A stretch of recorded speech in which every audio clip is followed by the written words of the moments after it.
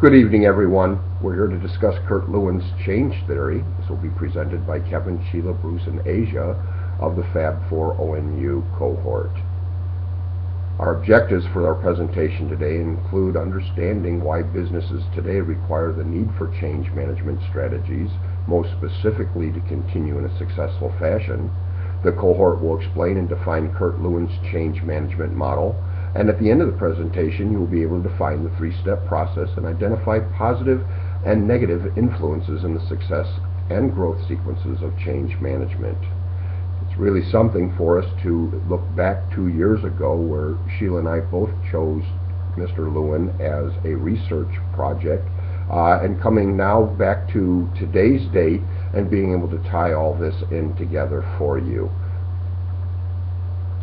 Kurt Lewin's change process is actually considered a cornerstone model for understanding organizational change, really necessary when businesses need to be able to strategize how they want to make changes.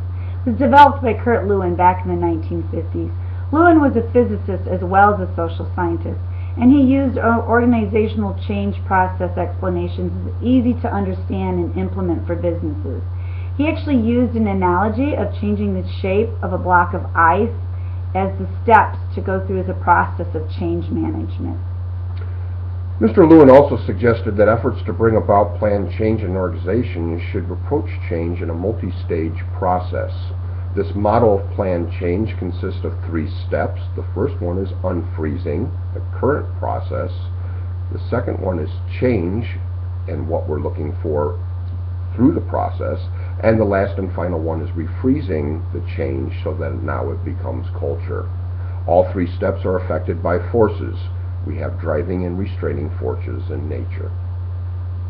Our driving forces are the forces that push us in the direction that causes the change to occur.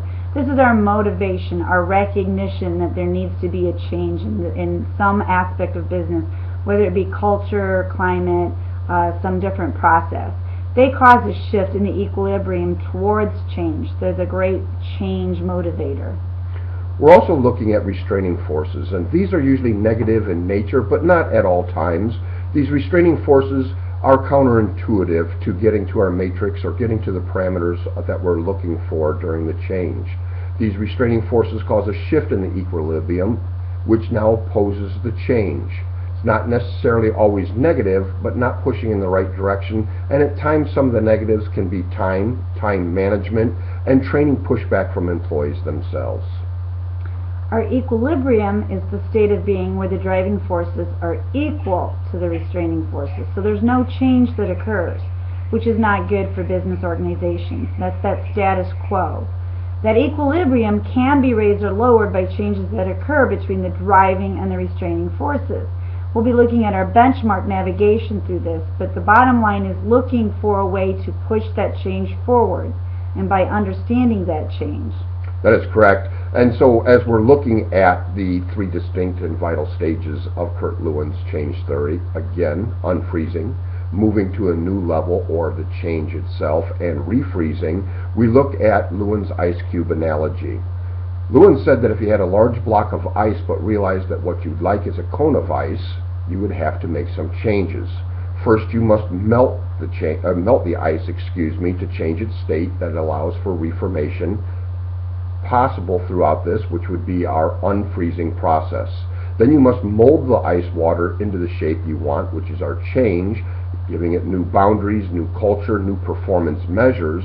And the last and final measure of this would be to solidify the new shape, refreeze it, to obtain the direction and metrics desired. So unfreezing is actually finding that method of making it possible for people to let go of that old pattern that in some way was counterproductive, and making sure that it stays reinforced, that it stays continuing to be the new way of doing things.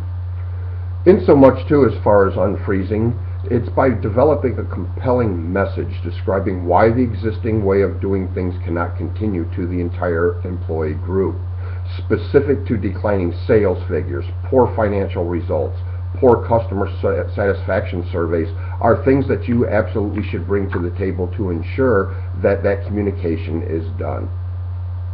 Kurt Lewin actually put it Motivation for change must be generated before change can actually occur. So you have to challenge the beliefs, the values, the attitudes, the behaviors that currently define what needs to be changed. Change the actual foundations, as they don't support anything that goes forward from that point. So you have to force the organization to re-examine its core. You have to effectively create a controlled crisis almost, which in turn then builds a strong motivation to seek out a new equilibrium, as we spoke of earlier. Without this motivation, you won't get buy-in from the people, and you need that participation to affect any meaningful change. That's correct, and actually going on to the next level, moving to a new level, or change itself, involves the process of change, how we think, how we feel, how we behave, and truthfully it's really a marriage of all three of them that in some way or more positive and more productive results occur. Change is that stage where people begin to resolve their uncertainty and a little bit of their resistance and actually look for new ways to do something, where they start to embrace that change. The transition from unfreezing to change doesn't happen overnight. People take time, and there needs to be some patience before they'll embrace that new direction and start to participate proactively. In order to accept the change and contribute to making it successful, people need to be able to understand that changes will benefit them, how they will benefit from that change. You won't have all the employees falling in line. Some of them aren't going to buy in. Some of them see that it's more of a benefit to the company, to themselves. So there's always a little bit of resistance. One of the big important parts of change is time and communication. That's correct. Ideally, on the refreezing side as well, we want to make certain that establishing the change is a new habit, so that now it becomes the standard operating procedure. Without this stage of refreezing, it's easy to backslide into the old ways, and I think that we've all heard it before. We've done it this way for 50 years.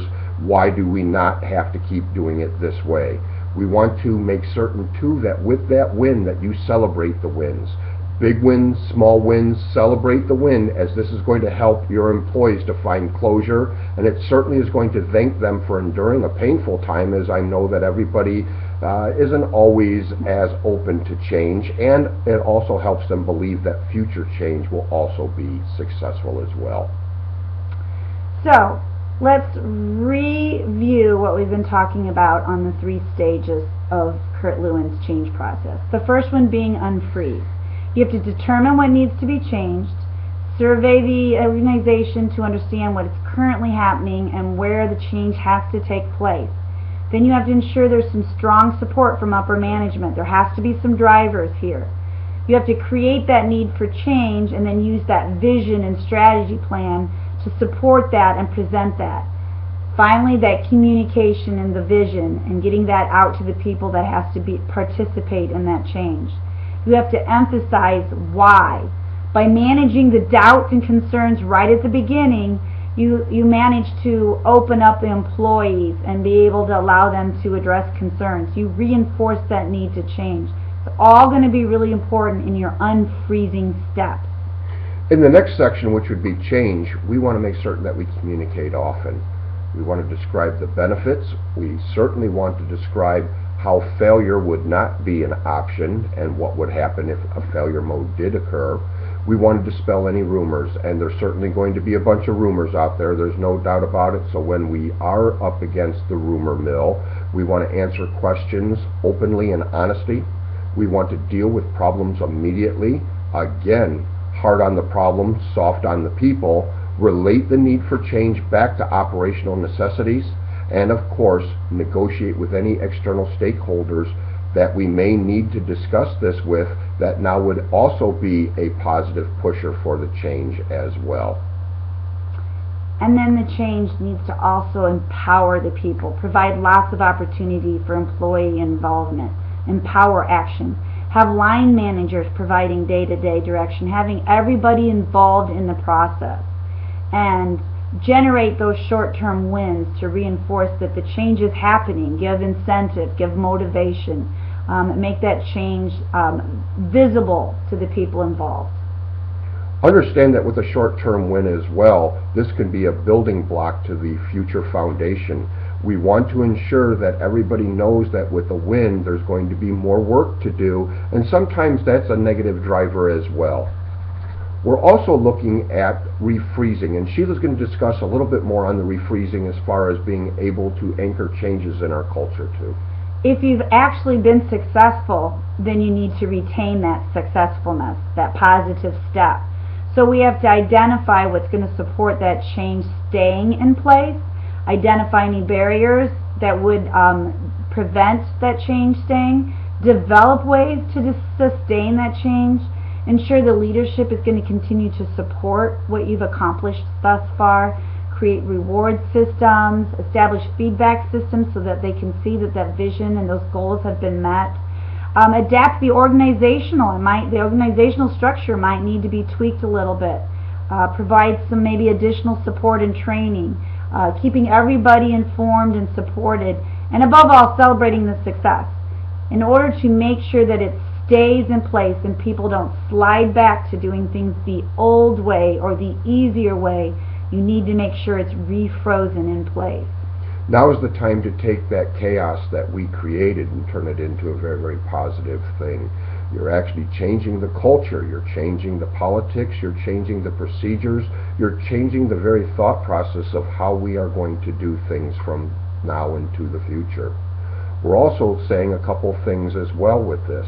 We want to make certain that as we're going through the changes themselves, that we are certainly the one that's carrying the banner, but we need to make certain that we have a whole lot of lieutenants and a whole lot of other people out there that are carrying the banner for us as well.